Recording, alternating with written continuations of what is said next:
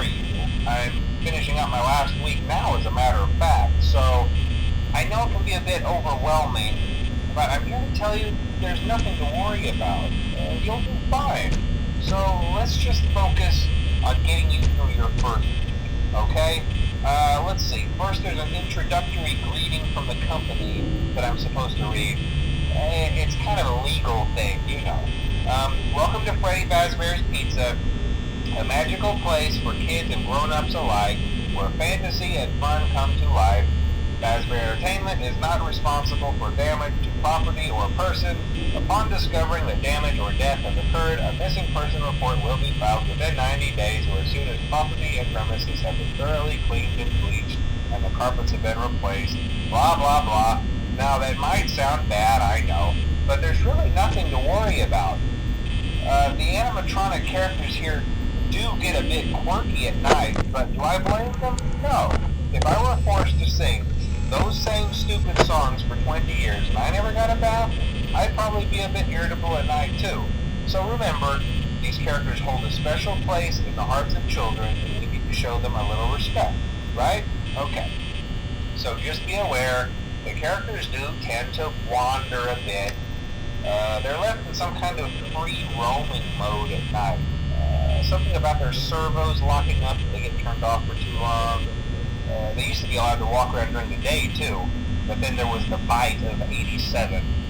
Yeah, it's amazing that the human body can live without the frontal lobe, you know?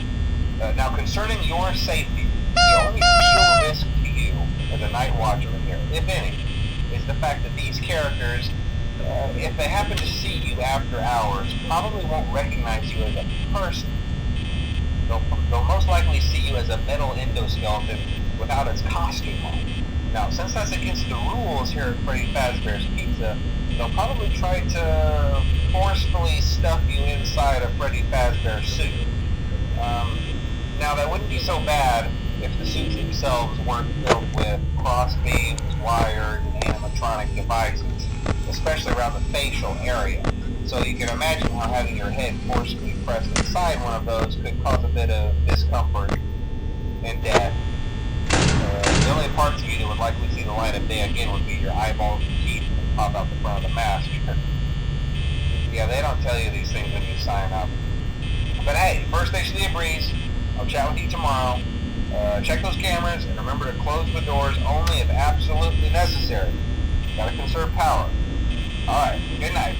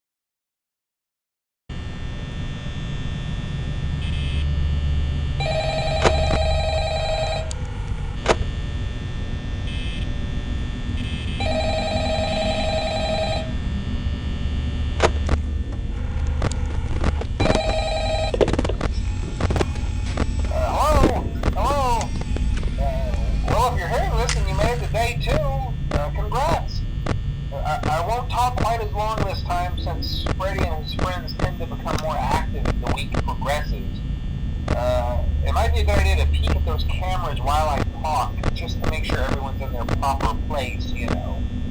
Interestingly enough, Freddy himself doesn't come off stage very often. I've heard he becomes a lot more active in the dark, though, so hey, I guess that's one more reason not to run out of power, right? I also want to emphasize the importance of using your door lights. There are blind spots in your camera view, and those blind spots happen to be right outside your doors. So if you can't find something or someone on your cameras, be sure to check the door light.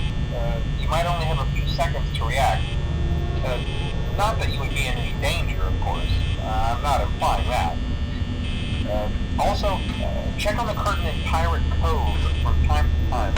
The character in there seems unique in that he becomes more active if the cameras remain off for long periods of time. I guess he doesn't like being watched. I don't know. Anyway, I'm sure you have everything under control. Talk to you soon.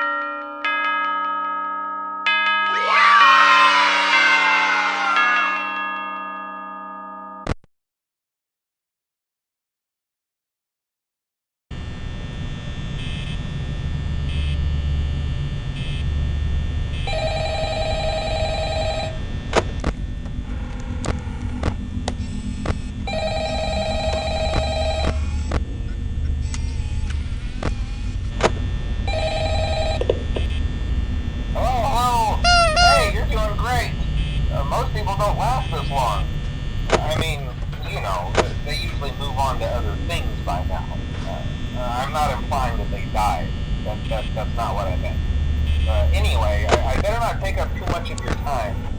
Things start getting real tonight. Hey, listen, I had an idea.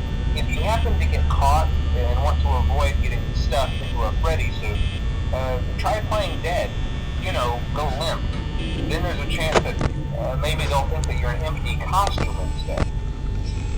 Then again, if they think you're an empty costume, they might try to stuff a metal skeleton into you. I wonder how that would work. Yeah, never mind. Scratch that. It's best just not to get caught. Okay, I'll leave you to it. See you on the flip side.